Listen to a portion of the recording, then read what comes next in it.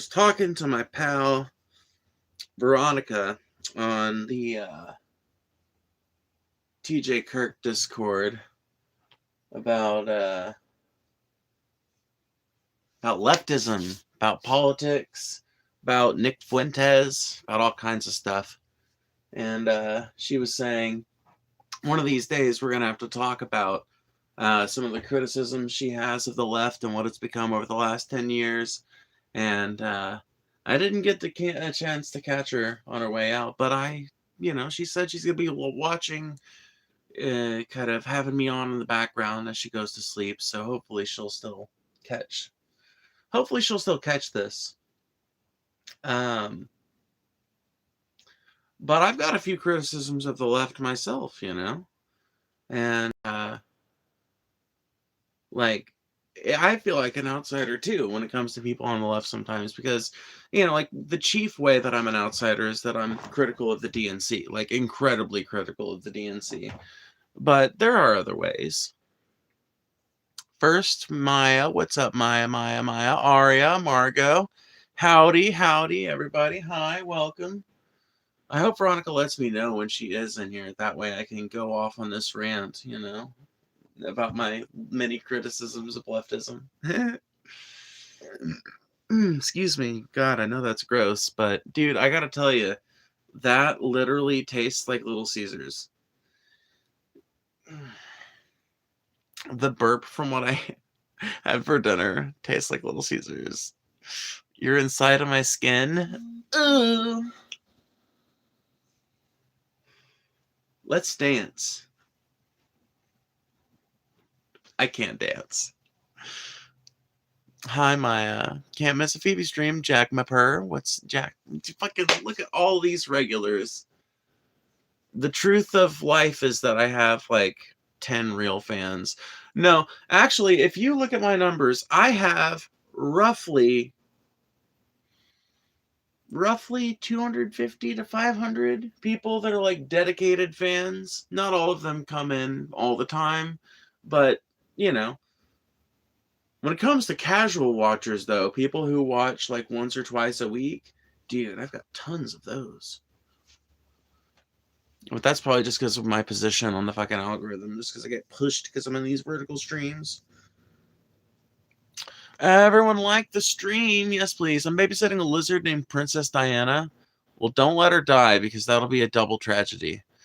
Gotta get my news from a trusted source. Hey. That's cool. I love getting comments like that from people, because it's like, oh, who, me? You stream too much for me. I'm too busy. Yeah, well, I mean, really, that's great, though. That's good, though. Like, there's content. I don't look at it as a bad thing. Maybe I should. Maybe that's why TJ told me to break the streaming addiction. But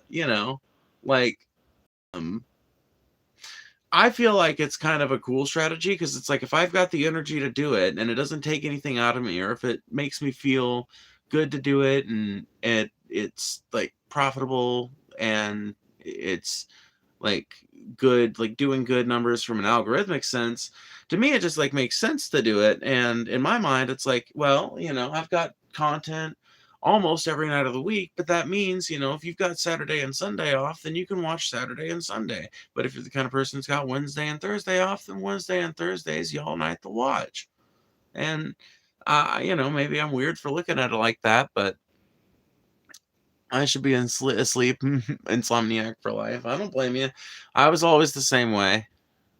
And now I actually sleep very easily when I do finally go to sleep.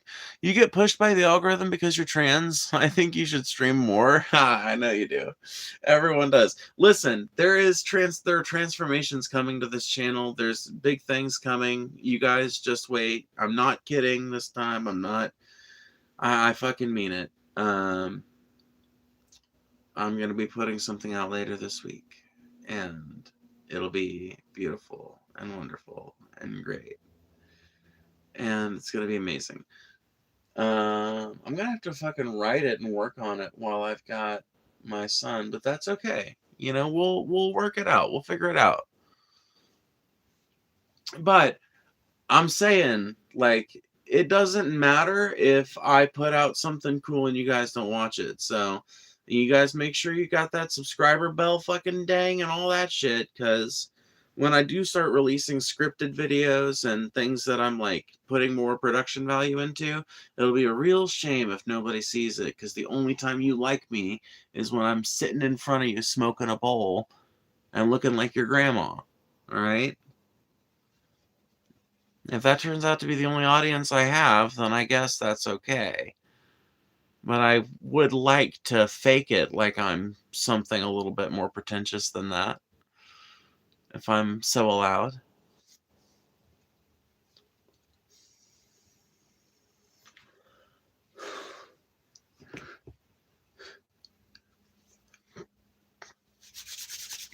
Make sure you guys hit that like button, by the way. It really does help. I sound like an automaton when I say that, but I you know, like, I don't know how else to put it. And once you find a good way to say something, why alter the formula?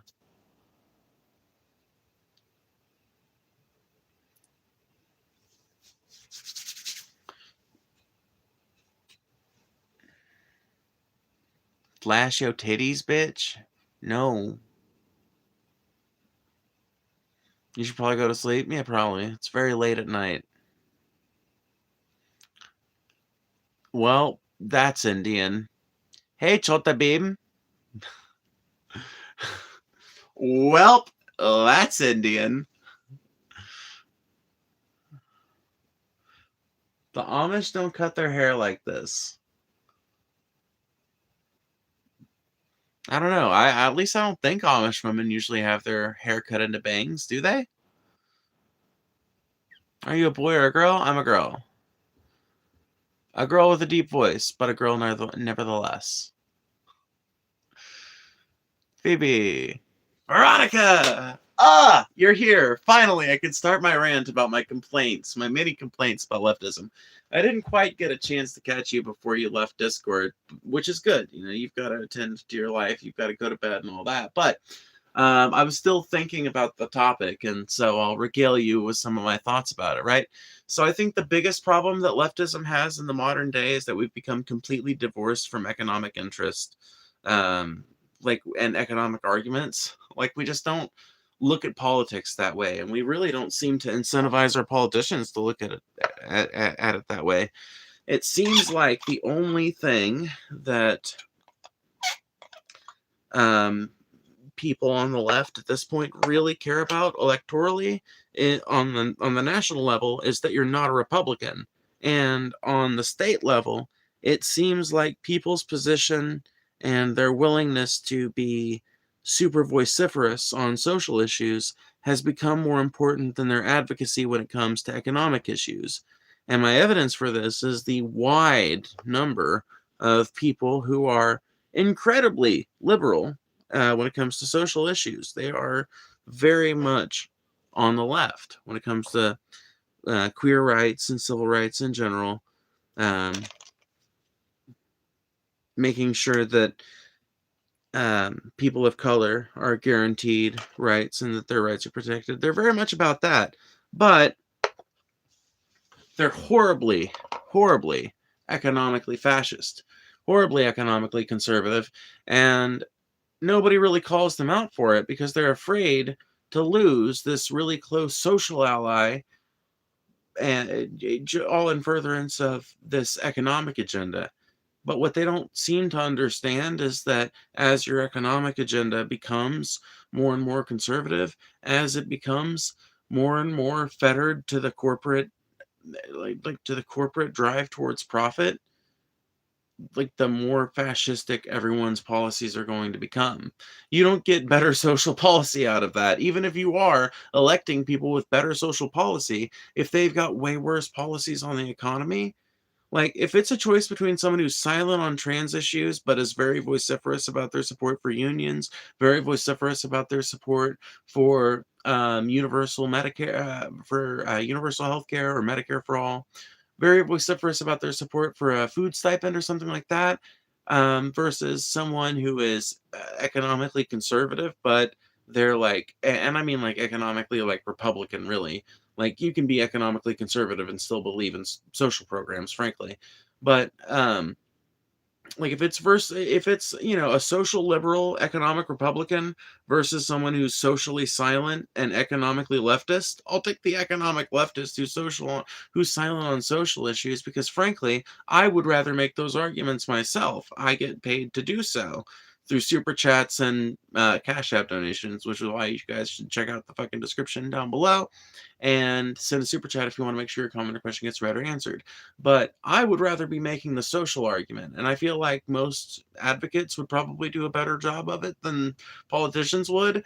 But you kind of expect politicians to be talking at you about the economy, and it's honestly become kind of jarring to a lot of people that they functionally don't anymore. How much do you work?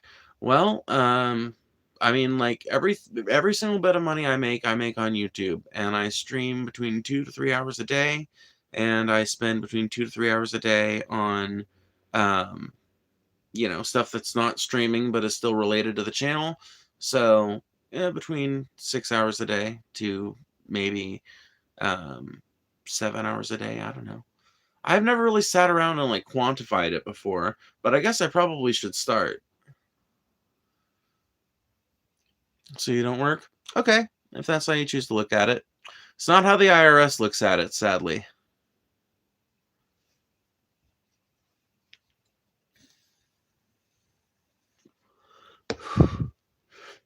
How do you make money on YouTube? What's the secret? Be charismatic. Keep doing it. Figure out ways to ride the algorithm. Like, honestly, I'm not trying to like be flippant here, but there are videos on this topic. Literally, just search like how to make it big as a YouTuber, or like what. Don't search that. That's a bad one to search. Here's some things you can search to get an idea of what kind of things you should be trying to do if you're trying to make it big, right? Um, how to optimize video performance as a new creator. Search something like that and you'll find a dozen videos, some of them from YouTube itself, telling you exactly how to make your videos. Literally, there are entire guides on YouTube as to how to be a YouTuber. It is not hard. And like, well, I mean, it is hard, but it's not hard in the sense that it's like gate kept heavily. Like, it's something that with dedication, which is the big, like, I would say the hardest part about it, honestly, like with dedication and depending on the niche you're operating within, you gotta have other things. But with that, like, I think probably a lot of people can get monetized on YouTube. And my evidence for that is all the fucking people that make their money creating content on YouTube and other places. I'm not saying that all of them have their eggs in one basket, but there's plenty of people who do, you know? God damn it. Fucking gimbal dying on me randomly.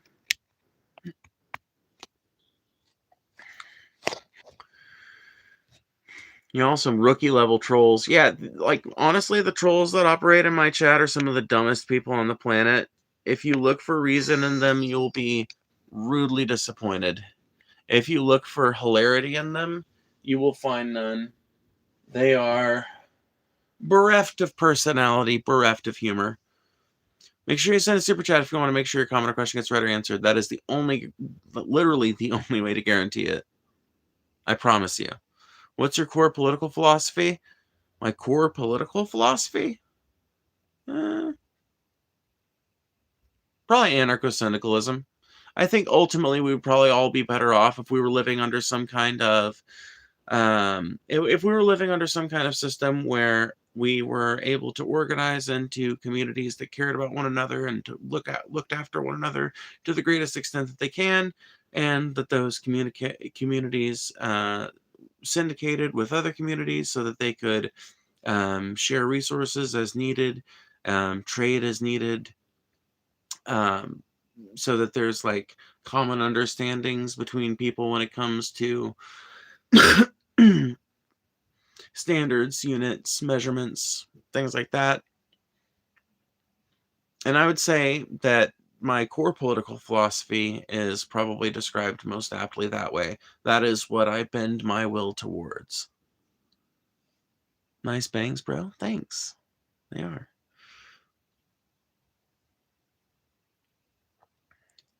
Get a job. Get out of your mom's basement, says a motherfucker from their mom's basement. Get out of here. It's the door to the outside, dumbass.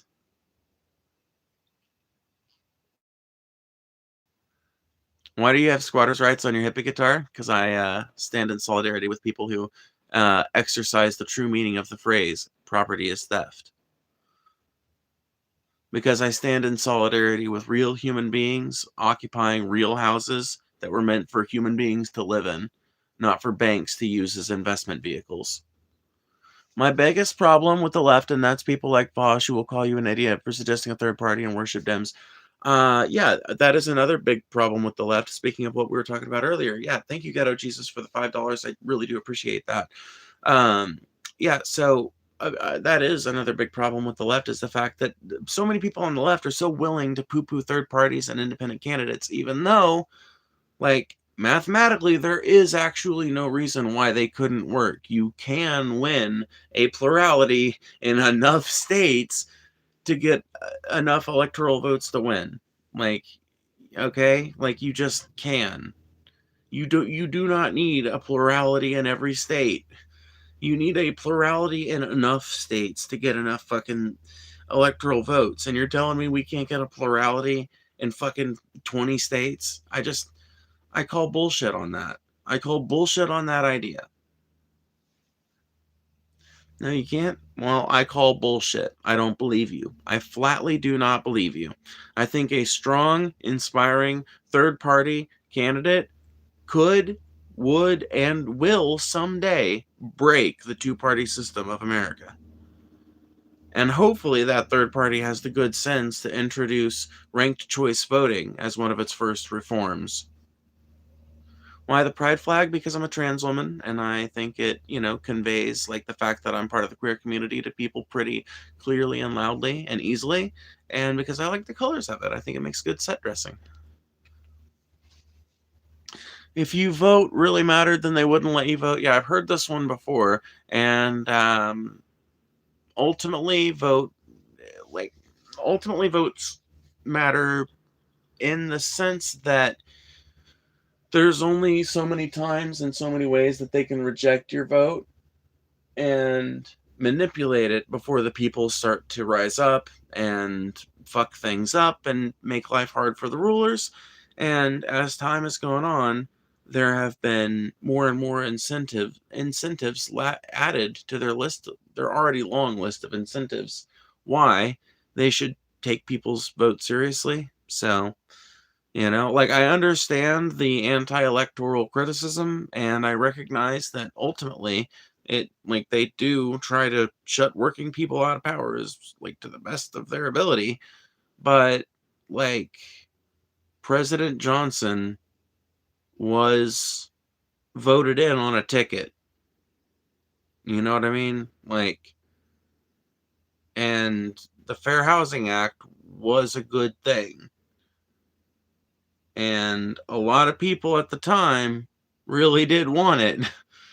So I just feel like, and that's not the only example I can point at. I can look at Joe Biden during Bill Clinton's administration authoring the crime bill and Bill Clinton's administration passing the crime bill. It was widely popular. It was demanded because crime was at an all-time high in the 90s. So it was demanded by Moms Against Drunk Driving and, I don't remember the other fucking organizations involved. There were all kinds of coalitions, though, working to get hard on crime legislation introduced at the national level. And I just don't see how you look at that and all the many different examples we have of different electorally based projects happening. Like, how the fuck can you say that the vote just doesn't matter when you can look at examples like that? I just don't get it.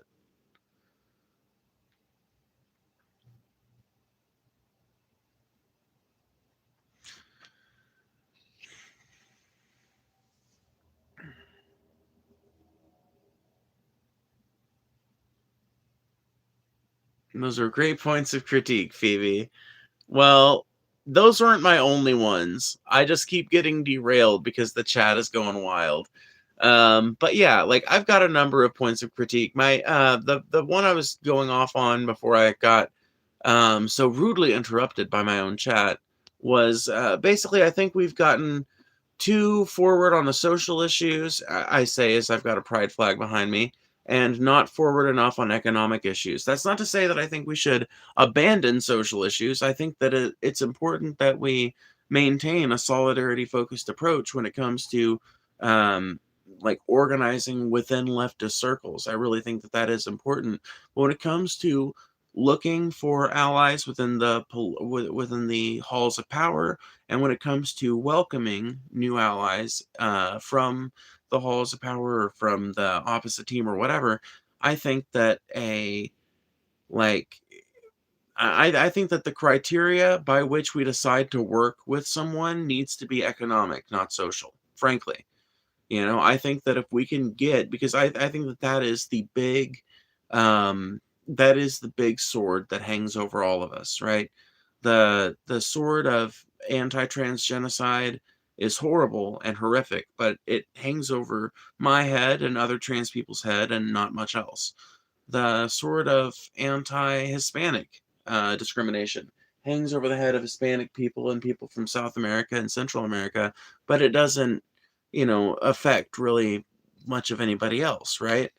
Um, Whereas this class shit, I mean, this affects everybody. This is everyone.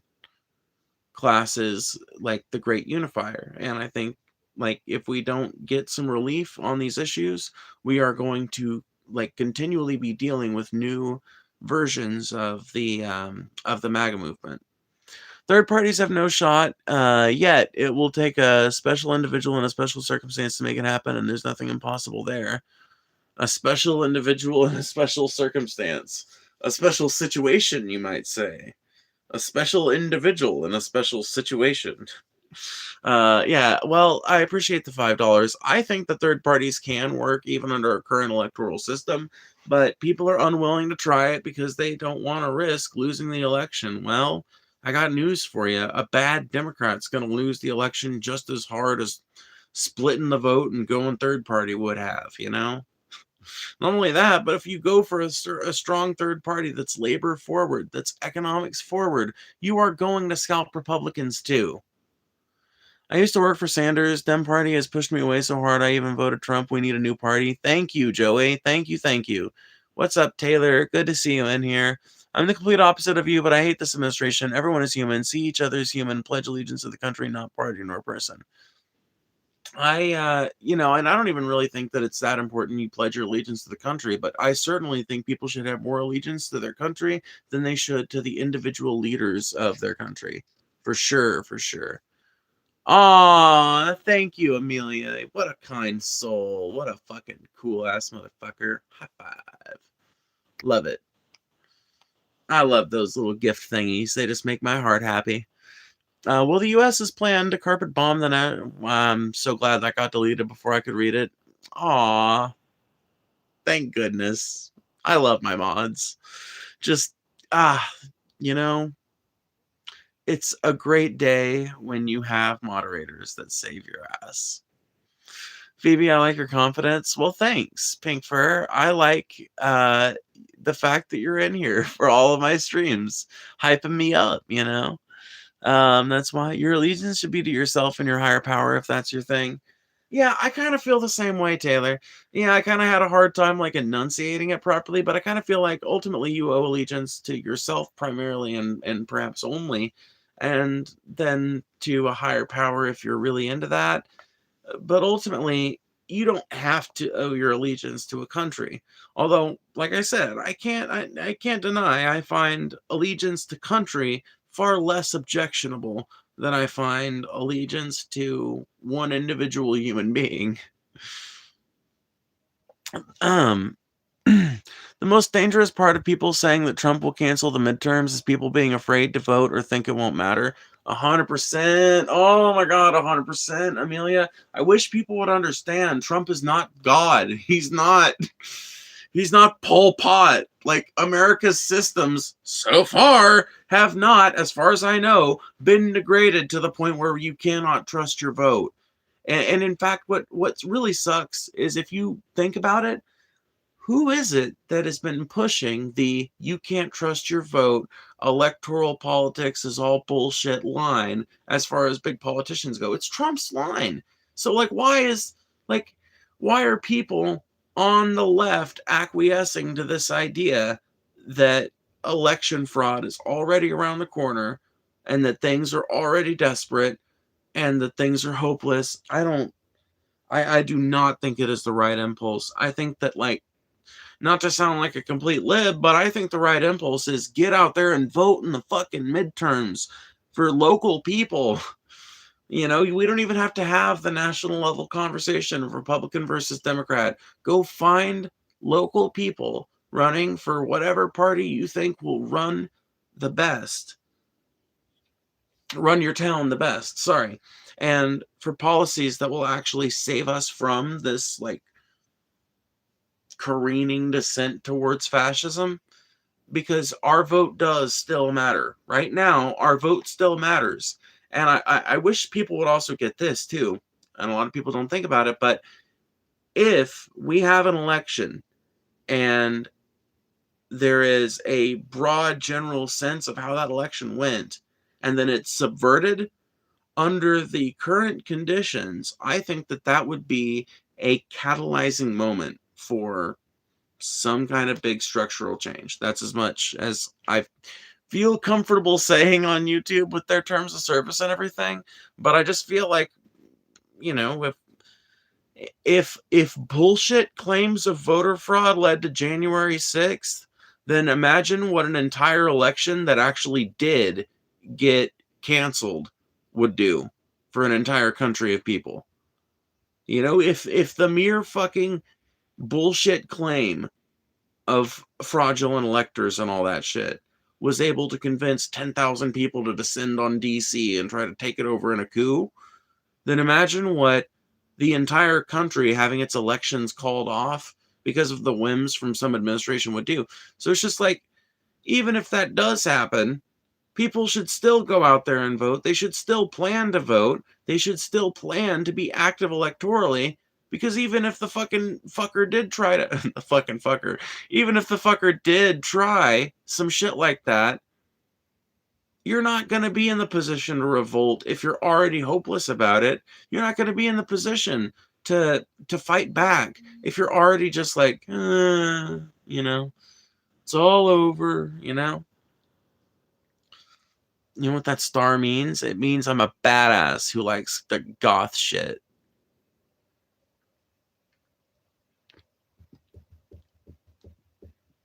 Why Peter Griffin awake at this hour? I don't know. You should ask him. What's your argument here? I don't think I am making an argument. I don't think I have been making an argument, really. You can't revolt when you can't run more than a quarter of a mile. Interesting. Delicious commentary here. Delicious. Truly delicious.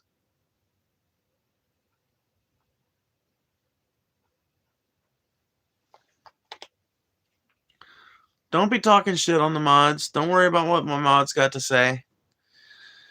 We need to grow food, share information, and create and repair and recycle to create the means of production. I don't disagree with you, ultimately. I think now is the time for a very multi-fucking-faceted approach, and a lot of people just ain't willing to hear it. A lot of people are doom-pilled. And me, personally, I feel like maybe it's just because I've got a kid now. Maybe it's just because I'm a little older. I don't know what it is, but I'm like, it's do or die time. I am not doom-pilled. I'm like, fucking, we need to get our fucking asses in gear. We need to start figuring this shit out, you know? I think that probably is also, like, that general change in my mindset is probably what also has led to my, you know, recent, like, self-improvement kick. Why is Trump bad? What reason would you like me to select this week? Right now, the main reason I'm pissed off at Trump and my particular situation, not my particular situation maybe, but me personally right now, I think the most egregious thing that he's done most recently is his constant threats towards Greenland, basically saying he's going to take it over. I don't think we need Greenland, and I don't think American hegemony is something worth pursuing, protecting, or advancing. What can we do to have public scene intellectual convos so Republicans don't just see endless violent rhetoric instead? Conservative podcasts? See, the problem that you're running into right now is not that there's nothing but violent rhetoric coming out of the left, right? I get what you mean and I get where you're coming from. There definitely is violent rhetoric that comes out of the left, but there's violent rhetoric that comes out of the right. The problem that you're running up against is the overwhelming willingness of conservatives to use slant and dishonest editing and you know, creative omission and things like that to paint a narrative about the left being these exclusively violent people. But yes, reaching out and going on conservative podcasts is, in my opinion, a very good way to show people on the right that people on the left are just average people, just like them, that have, a bed and that wear socks and have a favorite food and that drink coffee in the morning just like they do. I do think that that is one avenue that leftist creators, at the very least, can pursue. But yeah, thank you for the $5, Joey. I always appreciate your donations and your contributions in chat. Thank you. Full disclosure, I served 9 years military intelligence. We 100% need Greenland. Every 79 years, we've offered to buy it. Really? So wait. Okay, I will be honest with you right now. I have not read much about it yet. Like, it is not... To me, it just seems so absurd on the face of it. It's like, what, why, huh? To me, it just reads so much like a continuation of baseline neoconservative policy that I really have not felt a tremendous desire to read into it further. But now it sounds like I might need to. Why do we need Greenland, though? Because I'm of the opinion that American hegemony is not worth preserving. So you don't, because you need to convince me that Greenland is important for our national security. Not that Greenland is important for us to have a check on Russia. I don't want us to have a check on Russia because, as it turns out, I don't think Russia wants to invade us. I don't think China wants to invade us. I think this notion that every single country wants to invade every single other country is a holdover from us being descended from the 13 colonies, which were themselves descended from Great Britain, which was an empire. So we think of countries as empires, and we think of ourselves as an empire, and we think of ourselves as a nation that if it does not expand, it shrinks. That is not how geopolitics works anymore. There's a reason why Russia has been sanctioned by almost every country on the planet, and it's because nobody likes war. Nobody likes it when borders change. Nobody likes it, especially when there's no vote involved.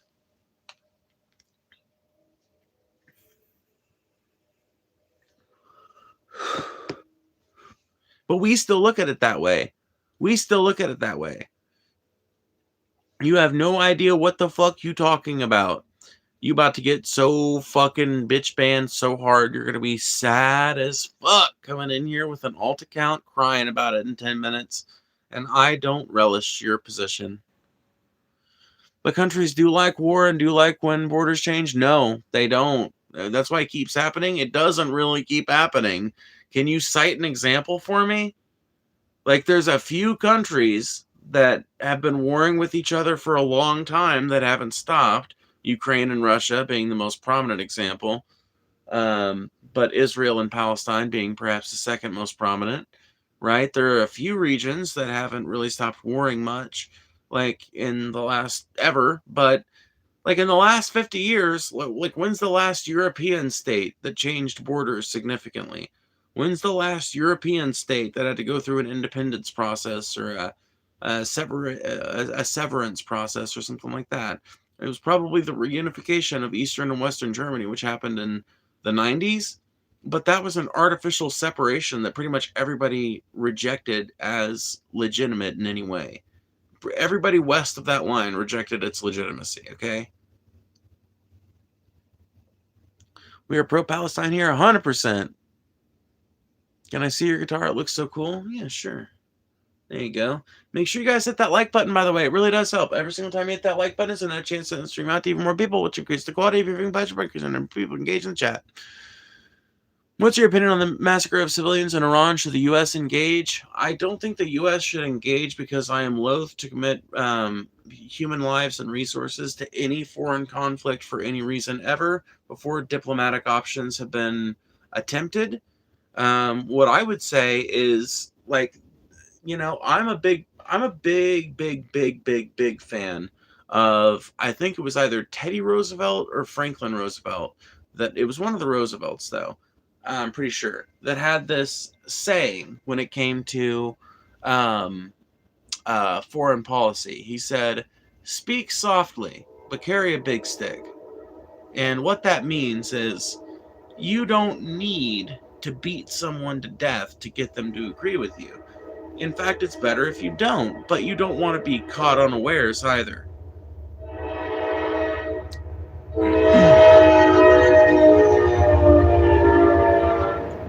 I'm an anarchist, so I loathe state power in all of its forms, but I do believe that it is most appropriately used as a threat rather than, you know, as a practice.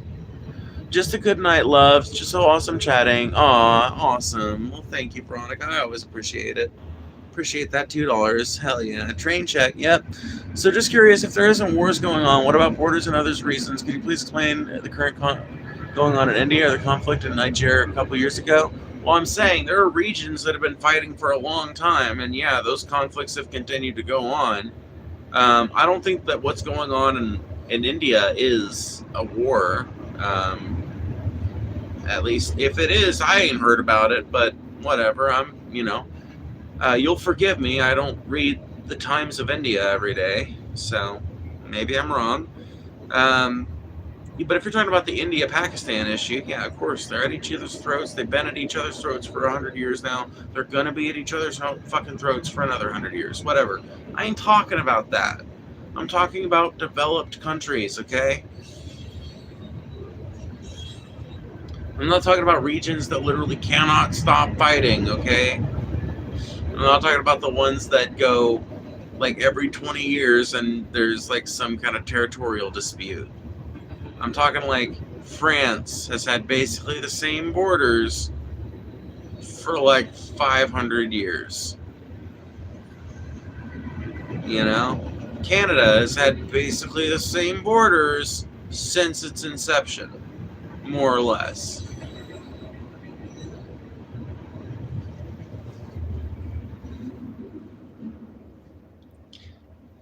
I don't know, like, I get that, like, there are moneyed interests within nations that want war, ultimately, and shit, like, even the government might want war sometimes, but the people of nations do not want wars. Explained need for Greenland in chat, by the way. Got you. Okay, let's see here. Because, like I said, you've got to convince me not just that we need, not just that we need Greenland for world hegemony reasons, but that we need it for purposes of national security. With polar caps opening trade routes via economy, that's going to be the most important way to wage war without going kinetic. USA is looking to protect its fake currency. Plus, you also consider how many minerals are there. Oh, interesting. So it's not that we need it necessarily. It's that we want it so that we can continue to express our need for global hegemony. So it's kind of like what I said, like, yeah, all right, well, fair enough. We still don't need it. We could get by without it. It's not like whoever owns Greenland is going to own the world. Like the polar ice caps melting is going to open up trade routes, but it's also going to, like, sink tons of coastal communities. It's going to destroy tons of harbors. It's going to cause massive amounts of destruction. So, yeah, will they be taking advantage of those trade routes? I'm sure they will. But will they be doing so to the point where it's going to like completely transform the way international trade works? I really don't think so. I guess I could be wrong.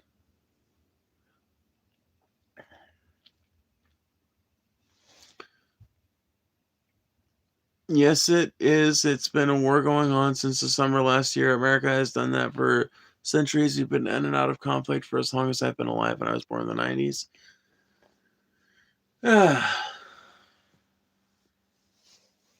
I feel like the intent of my statement was misinterpreted.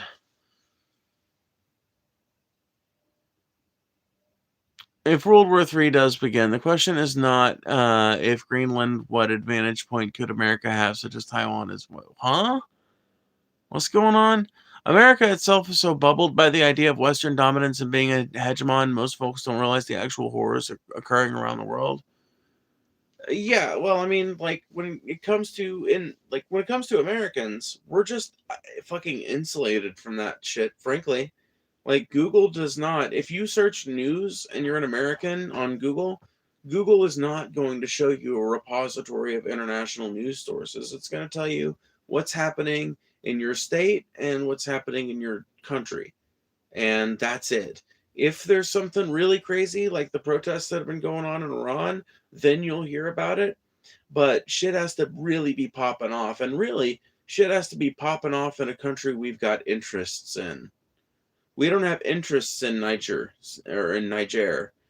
however you're supposed to pronounce it. So that's why I don't know anything about the conflict. Because whatever American interests exist in Niger are not enough to make them newsworthy. Whereas Iran, we've wanted their oil since the 1940s, folks.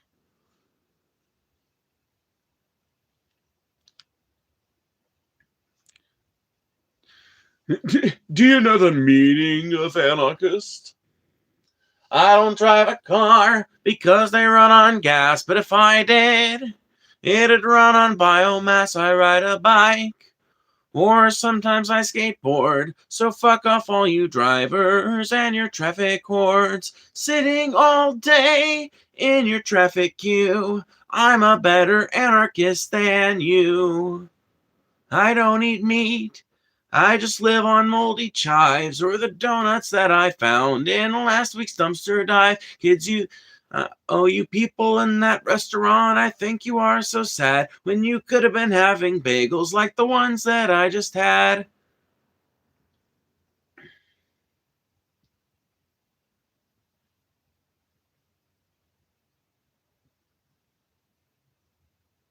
I can't believe all the bourgeois things you do. I'm a better anarchist than you.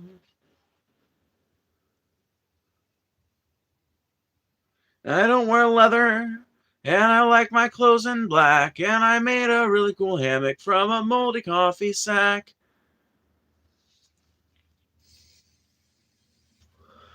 I like to hop on freight trains, I think that is so cool. It's so much more fun doing this than being stuck in school.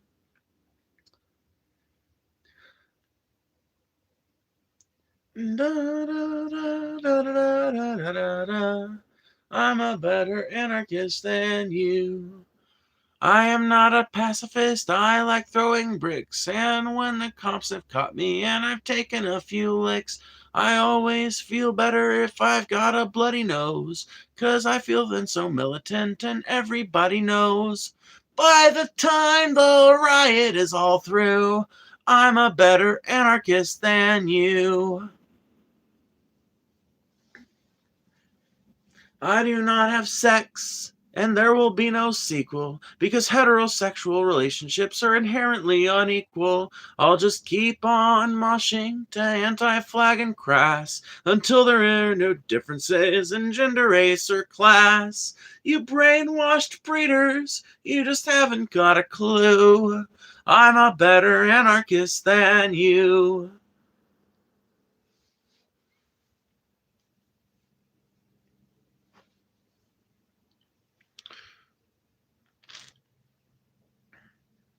Isn't nature a state of anarchism, and the institutions we see today emergent from that? That's certainly the view of some, like there might be some bookchin out there that would kind of, yeah, maybe. I mean, it depends on who you ask, right? But yeah, kind of. My idea would be that eventually human beings will naturally want to live in concert with nature, and living in concert with nature for human beings lives. I mean, that means living a more communal life. Sorry, it just does. It just does. It means living a more community-driven, community-focused, self-sustaining kind of collective society. Have you heard about recent Israeli terror attacks in Palestine? I haven't heard about them specifically, but it doesn't surprise me at all. I mean, this is a constant feature of the Israeli-Palestine conflict because they cannot stop doing terror attacks against people in Palestine, regardless of how empowered or disempowered Hamas might be at any given moment. And then when Hamas does retaliate, it's used as justification for the IDF to come in and start doing state-sponsored terrorism. So it's just a constant fucking back and forth. Was doom scrolling before bed. Just wanted to wish you luck with the troglodytes who come in to give you insults because they're mad you're happy with who you are and they're not. Good night. Aw, thank you, Xanathea. I hope you subscribe and stick around. Are you an individualist anarcho or a social anarcho? Definitely a social anarcho, and I think that just comes from reality. Individualist anarchists, I think, are not actually anarchists in a lot of cases. They're just individualists. And really what they mean, and I'm very tender towards their, not that's not the word I'm looking for. I'm very reconciliatory towards the idea of individualist anarchists because I think a lot of them ultimately just want to live in a hut and be left alone, and I'm all for that. I think that you should be able to go live in a hut all alone by yourself, or just you and your family or whatever, and grow your own crops and be self-sustaining, and like you bring your goods into town to trade with the people there whenever you need stuff. I'm perfectly fine with that. I would have no qualms with that in a collectivist anarchist society, and I think that any righteous collectivist anarchist society worth pursuing would also protect that right. But ultimately, I don't think you can form much of a you cannot form a cogent philosophy that can describe a future society on the basis of individualism. I mean, I guess like you can, but look at what you end up with. What you end up with is capitalism, and eventually capitalism ends in what we have now. A completely debt-based economy that is a complete house of cards that's waiting to fall down at any moment and take most of us with it.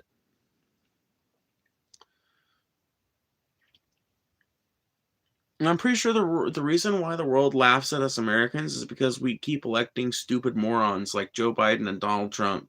We keep electing geriatric old coots that can't find their way. They can't find their way out of the fucking Oval Office, but they want to tell us how we should run our lives.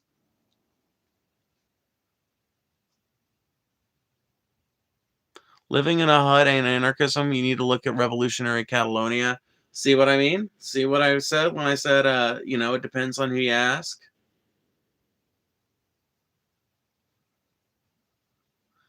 You know, you ask one person, you'll get told about revolutionary Catalonia. Ask somebody else, you'll get told about the Paris Commune. Ask again another person, and you'll get told about the state of nature. You know, ask 10 anarchists for a definition of anarchism and what their perfect anarchist utopia would look like, and you'll get 22 different answers.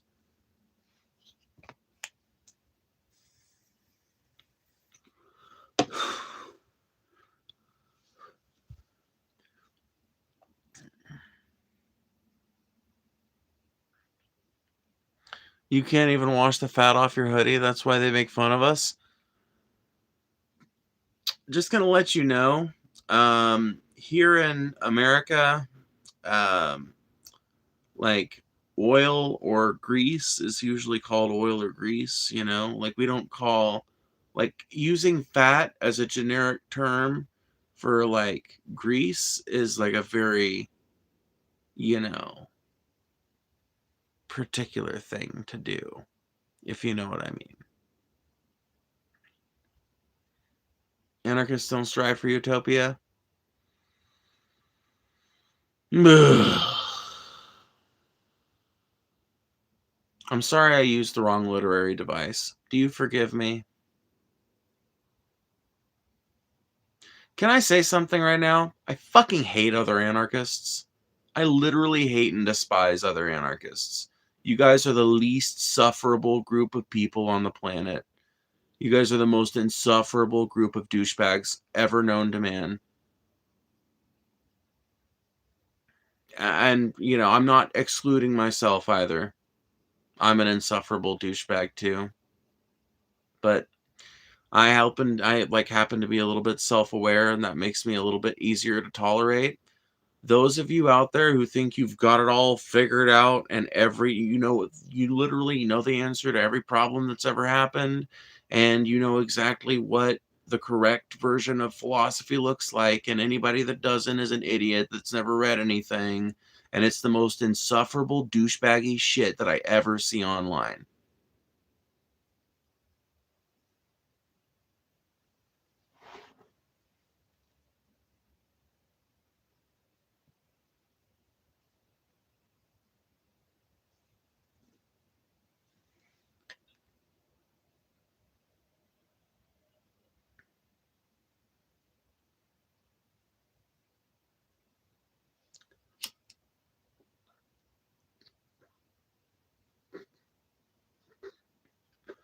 I'm not saying it's everybody, by the way. If you're one of my anarchist fans that's feeling really burned right now, don't. I'm not talking about you, obviously. I'm talking about people like this motherfucker that's trying to argue with me in chat because I used the wrong literary device to help convey anarchistic philosophy to people that have probably never heard about it before.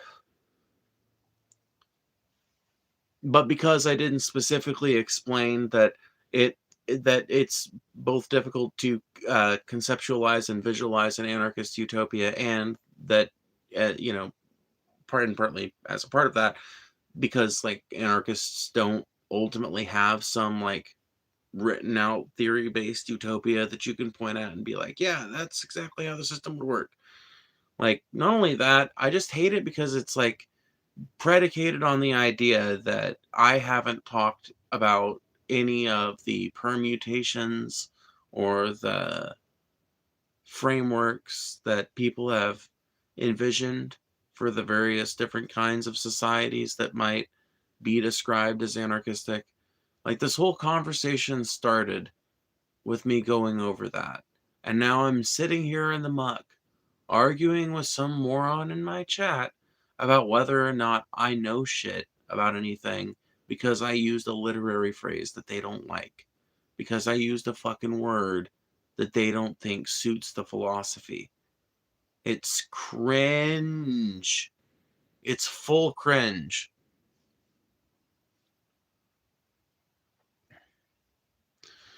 I went full circle from anarchist, eventually falling myself back into being capitalist, closest to me, just doing as I do. We got a commune of 20 folks and 15 acres. I mean, I bet if I examined you guys' social structure, I mean, if you got a commune, then, I mean, you might be capitalist in some ways, but clearly you do believe in the principles behind socialism and also probably the principles behind anarchism. The idea that people can self-organize without the need for hierarchy is probably one you guys operate with presently. I am cringe, but I am free. Exactly, Taylor. That's the way to look at it, man. I'm cringe, but I'm free.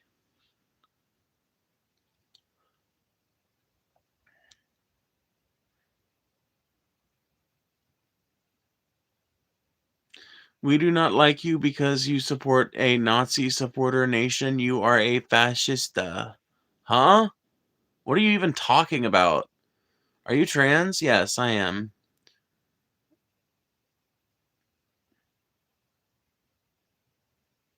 No, it's not a debate. Debates have a moderator, and rules and time limits, and this has none of those. So no, you're right. This is not a debate.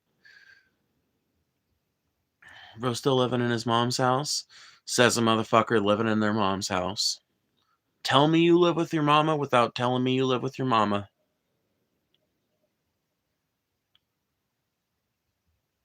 What's with the pentagram in the back?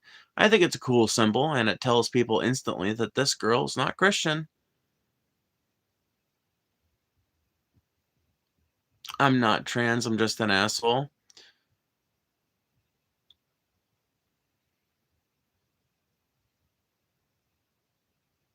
Not even going to ennoble that one with a verbal response. Just going to give it the whole.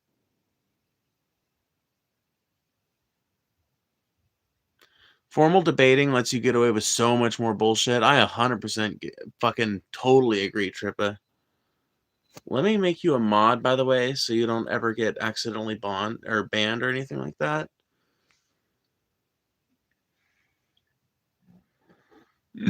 I've been here, Joey. I've been here.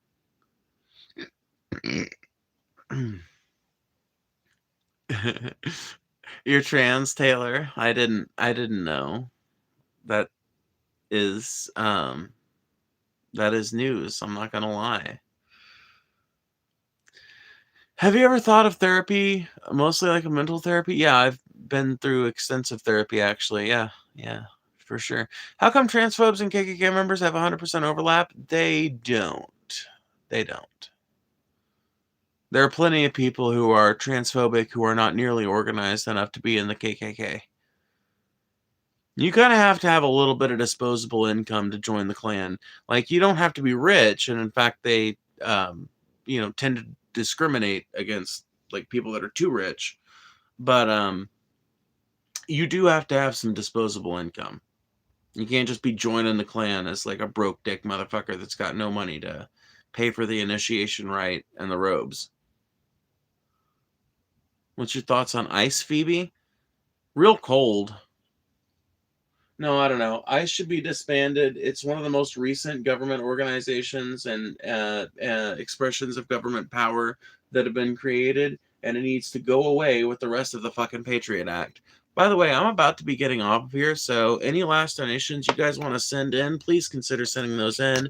You can donate with my Cash App, which is in the description down below, or you can donate with super chat button, which is obviously on the bottom right. Either way is super duper appreciated. This is an audience funded and supported channel, so if you appreciate the content, please consider donating to make sure that I can keep doing it. What's your thoughts on open or closed borders, please? I think that ultimately open borders and no borders would be my eventual goal. It would be nice to see that on a long enough time scale, but I think in the short term, what we need to be looking for is neither an all the way open or all the way closed border policy. We need a border policy that allows giant numbers of people to get in and accommodates giant numbers of people getting in legally, facilitates the tracking of those people's paperwork process so that they can get through quickly with the right paperwork to start working here in America.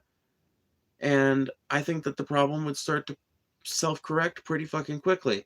There are already like, I can't remember what year it was, 2023 or 2022. There were actually more Mexicans, and not I sound so racist whenever I put it that way, but it is mostly like Mexicans and Central Americans, But there were more people, there were more undocumented immigrants crossing the border to the other side towards Mexico than were coming over towards America in some year recently. So the problem, I think, is already starting to self-correct, even without these massive like enforcement actions, which are really just serving to stir up like hatred in the populace and unrest and unease. That's really all it's doing.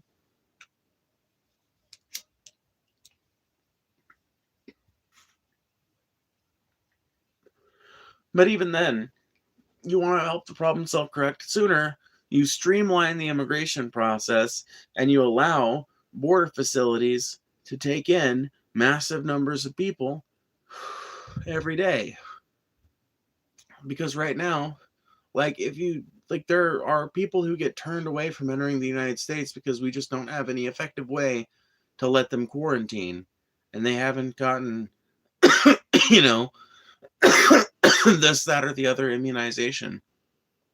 There are all kinds of people who get turned away at the border, or turned away in the paperwork process or something like that. And ultimately, we need to fix those fucking giant gaping holes in our immigration system that allow people to stay in paperwork hell for so many years, that make it so that so many people get rejected before they ever get to the border, much less when they do get there.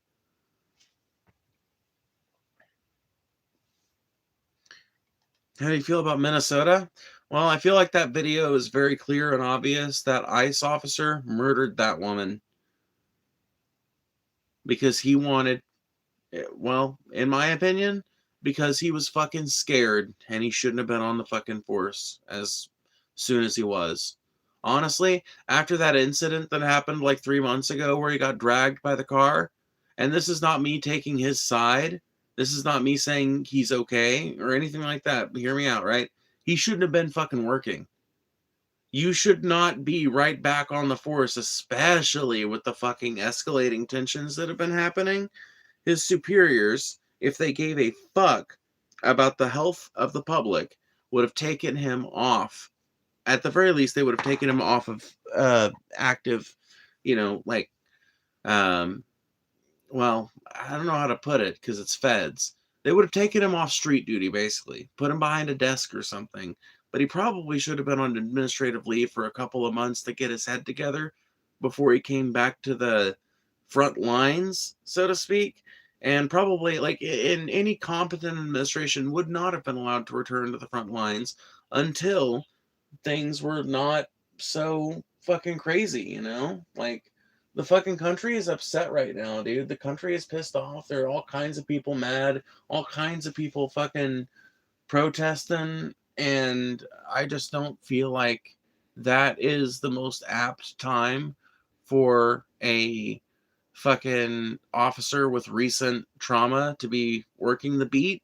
Call me crazy, just seems like the kind of time when you might want to have that guy sitting the desk. If you've got somebody with trauma that is probably going to lead to them making unsafe decisions for the public, because he had no reason to shoot that woman. She had her wheels chalked the other way. And he placed himself in the path of the vehicle. So I think it was a combination of bad, horrible training from ICE.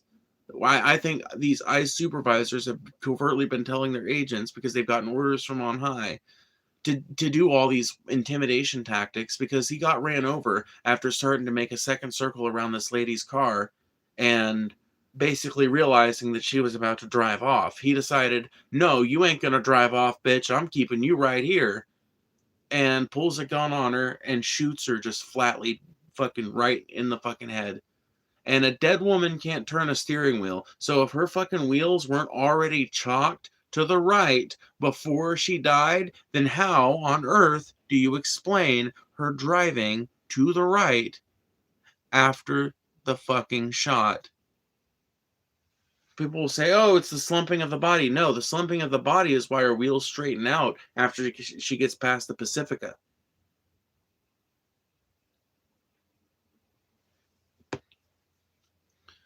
The video doesn't lie.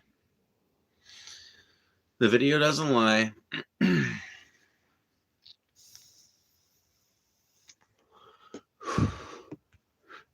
Even if the officer tells you to stop shooting, you to stop. Yeah, I don't even, yeah. You is not justifiable. It is illegal for a cop to shoot somebody who's fleeing. Yeah, 100%. It is. MAGAs will literally come up with any excuse to justify ICE violence, though. Every Fed that looked at that video says he was in the wrong. It's just like George Floyd, dude. Fucking ugh. It's just like fucking George Floyd. Get another fucking example of another fucking working class motherfucker brought to an early death because of institutionalized violence in this fucking system. Nobody gives a fuck. We've allowed it to rot to the point where you have people shot dead in broad daylight. Everybody in a position of power to say whether it was right or wrong says it was wrong, including the president, who, by the way, when shown this video by the Times, or actually when he showed the Times made him rewatch it a couple of times, and by the end of it, even he had to agree, that's horrible. I really don't like seeing that. So even the fucking president has had to basically, on some level at least, acknowledge the monstrous nature, the horrible, ghoulish fucking behavior of not just this ICE officer, but of the entire cadre.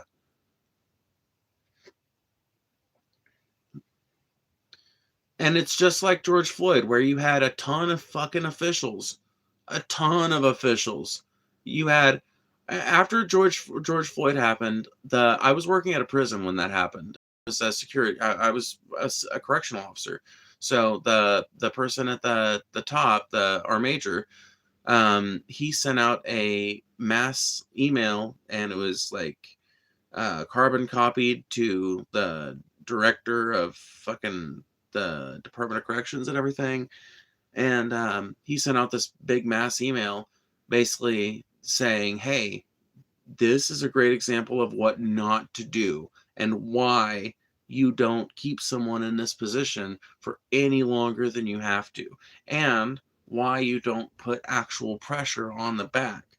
You're not supposed to just rest your fucking weight on a person's back whenever you're keeping them pinned with your knee like that. You're supposed to keep your knee in a controlled position that just makes contact with their back, that doesn't budge, so that they are not constricted but aren't free to move. That is what you are supposed to fucking do when you're holding somebody down by the knees. The only reason you'd be digging in with your knee like that is if you're a murderous pig named Derek Chauvin with roids flowing through your veins and rage flowing through your head.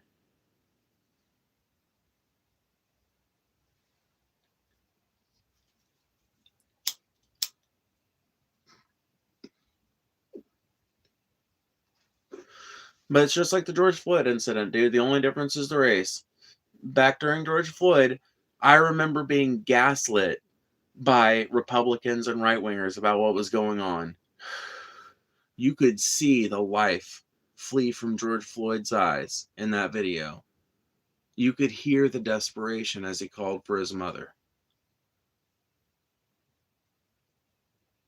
And I listened as every fucking right-wing news outlet over time eventually came up with convenient narratives for why Floyd's death was excusable.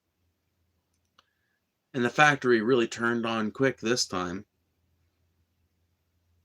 inventing reasons why it's okay for ICE to murder a U.S. citizen right in front of our eyes on video.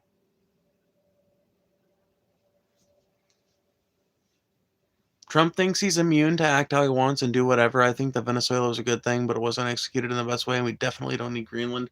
I don't think we need Greenland unless we want to be world hegemons, and I don't think we deserve or need to be world hegemons. And as far as Venezuela goes, yeah, I'm not fucking shedding any tears about the end of Maduro's presidency, but we didn't erase, like, everybody's acting like we did something for Venezuela. We left the Maduro government in place.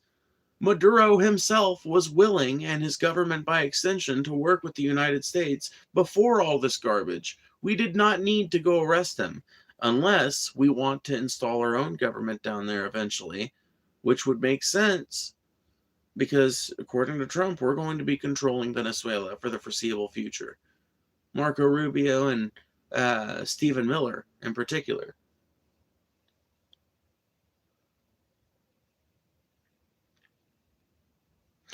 Please remove the stick from your gaping asshole. I love that. My mods are great. All this going around starting new wars is just to distract away from the fact that he won't release the files. I mean, there's that too. Honestly, it would not surprise me if all of this, like, super, like, this real uptick in what's the word I'm looking for? imperialistic drive is inspired by a need to distract away from the Epstein files. I don't know that it makes any sense, because they're going to come out eventually, Trump. Like, is he just trying to fucking play out the string till he dies?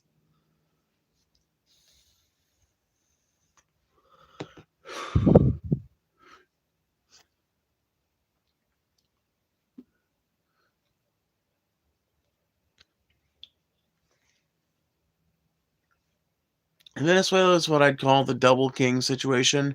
Fascism auto-cannibalizing itself and lesser dictators.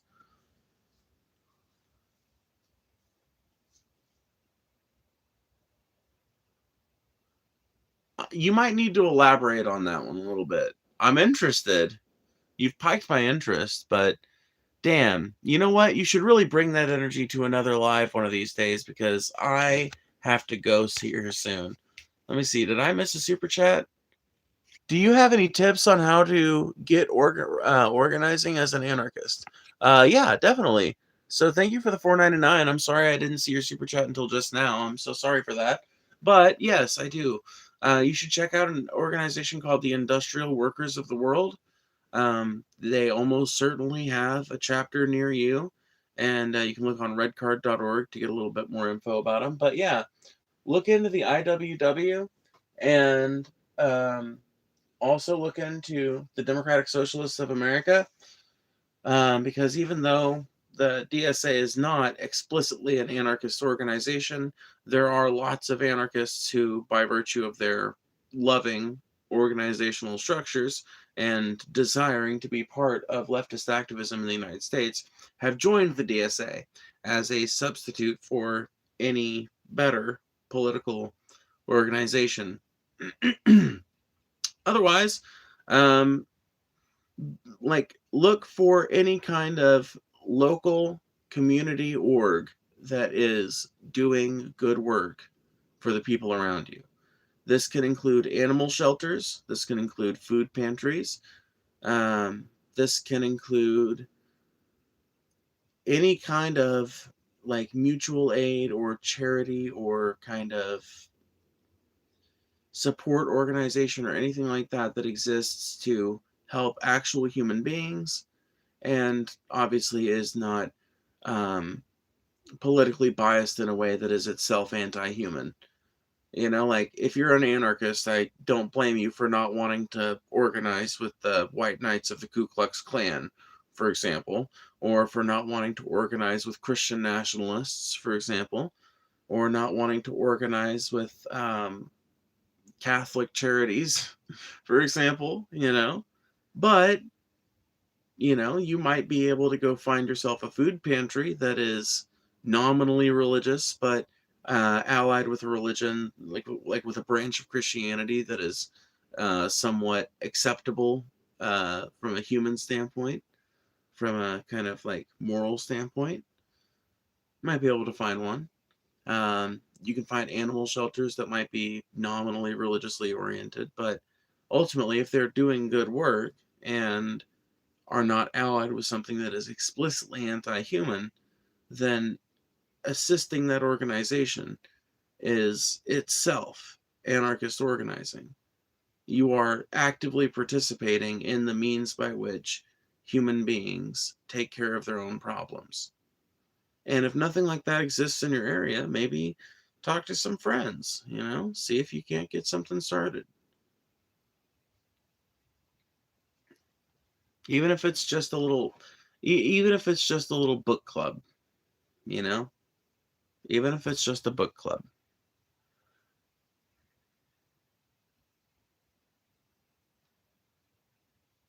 Peacefully protest at the side of the road. Don't get in the way of officers. That's it. See, but that allows you guys to ignore us really easily. And it's been shown that in countries where the people openly protest and take to the streets and don't pay any regard to traffic or anything like that, or the commands of officers, that those protests are the ones that are successful, and the ones that are cordoned off, permitted, and controlled do not tend to have much of an effect. You can do some good work in terms of voter outreach that way, I guess, if you're a partisan hack or if you're doing it for a good third party or a strong independent, right? But, in general, like, strictly controlled, super fucking tight, sidewalk protests are not known for their effectiveness. There's a reason why unions that are able to will set up in the parking lot or even at the fucking gate of the business that they are striking from.